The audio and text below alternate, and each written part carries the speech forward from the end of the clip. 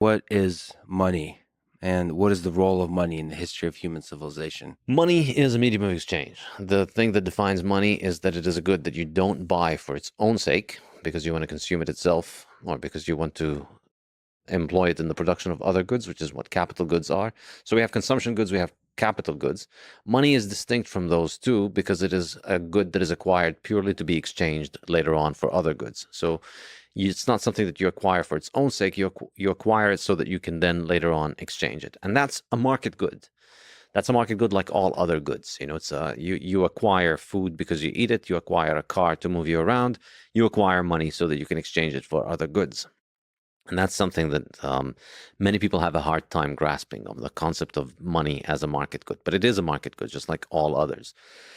And the importance of it is that it allows us to trade. It allows us to develop the division of labor, which would not be possible at any kind of sophisticated level without money. So if we live in a small society of 10 people, then think about all the things that we can make, all the things that we can produce. If we're only 10 people isolated from the world, there's only very few things that we can make. And therefore, we can exchange those things directly with one another. But if we get in contact with other societies that have more people, then the opportunities for specialization increase. If there's 10 people, the only thing that you can make is the very basics you need for your survival. But if you're part of an economy of 10 million people, there's much more room for specialization. You can make a car, you can make a house that's very sophisticated.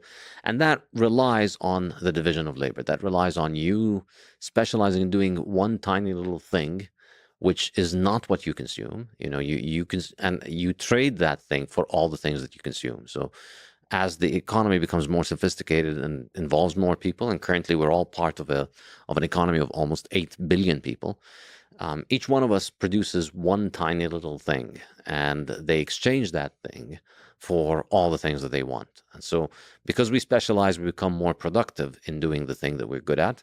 So, there's people out there who are engineers who are designing windshields in cars. It's a very specialized thing. They sell windshield design to Mercedes-Benz.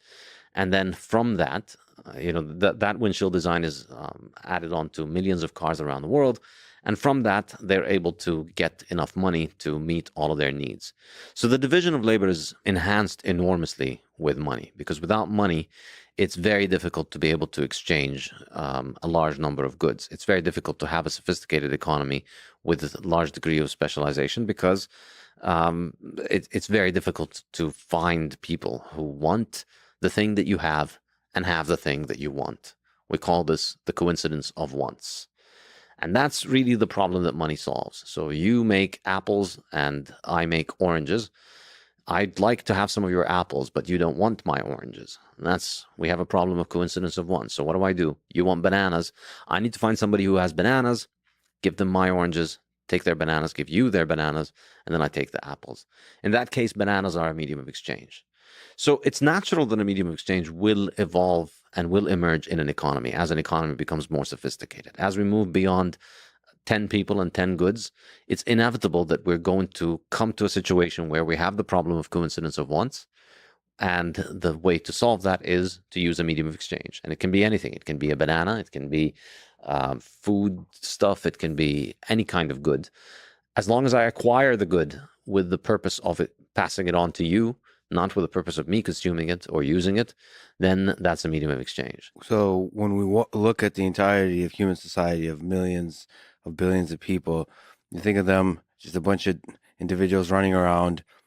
I love the term coincidence of wants. So each one of them, it's like a stochastic system. They have desires.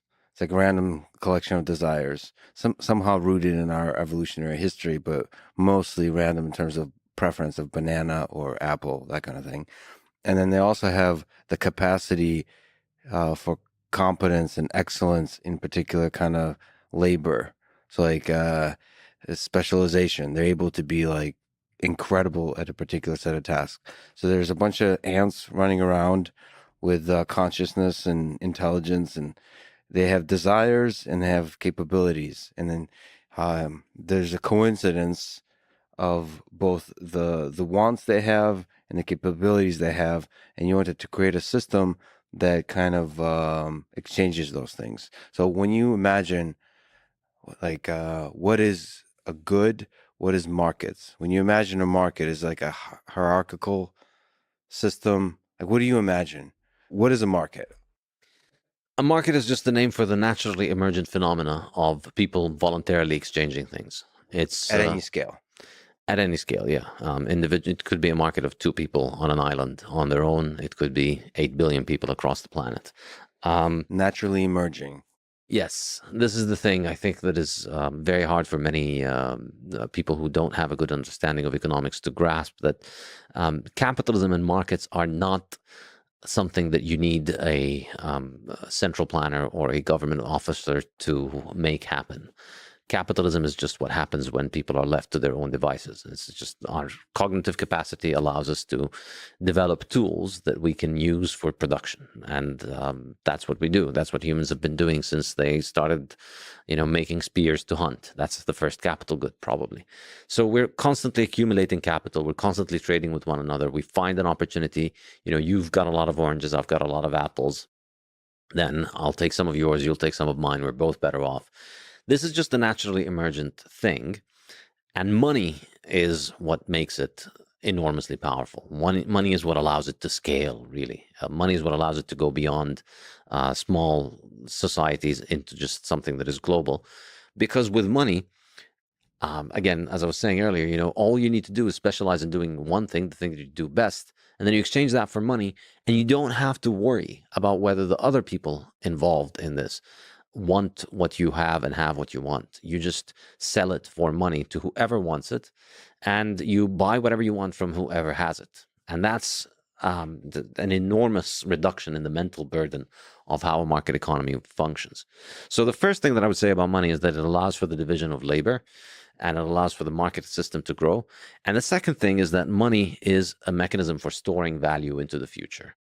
So again, as humans, we develop the capacity to think for the future. We make a spear so that we can hunt, and then we see that it works, and then we take it out of the animal that we hunted it with, and we keep it for the next day's hunt. And then we start making a better spear, and we make a better fishing rod, and then we make a fishing net, and then we make a fishing boat. And that's our ability to think of the future. And as we start building durable goods, we start thinking more and more of the future. We start becoming more and more future oriented. And that's really the process of civilization, the process of denying our needs now in order to think for the future. So instead of spending all of our day on the beach enjoying ourselves, we take time off from leisure on the beach and spend some time making a spear or making a fishing rod, so that our productivity in hunting or fishing tomorrow is going to be higher. And so that ability to think for the future is enhanced by our ability to provide for the future. And we do that with durable goods. But then money ends up being the best mechanism for providing for the future, because the future is uncertain. So you can save your apples and oranges, you can save the spears, you can save the animal that you hunted, but these things, first they rot and they're not very good at holding on to their value over time. But even if they were, even if have objects that are durable, the problem with them is that you don't know if you need them tomorrow or next month or next year. You're not sure if you're going to be needing them. And you might end up not needing them, and you might end up not finding anybody who needs them, or finding somebody who needs them but doesn't value them much and won't give you much in exchange. Money allows you the optionality of saving the most liquid good, the most saleable good.